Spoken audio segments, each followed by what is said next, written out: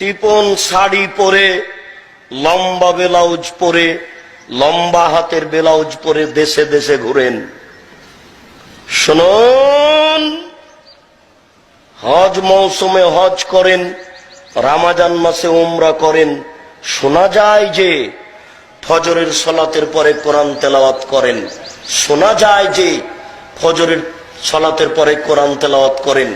যদি ঘটনা তাই হয় তাহলে ধর্মীয় অনুভূতি আছে।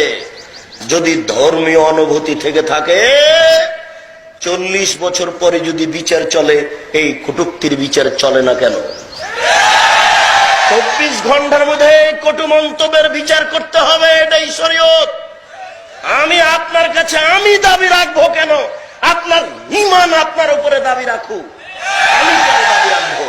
আমি জানি যে আপনি রমজানে উমরা করতে যান, দেশবাসী জানে আপনি হজ সফরে যান, দেশবাসী জানে আপনার পোশাকের কথা।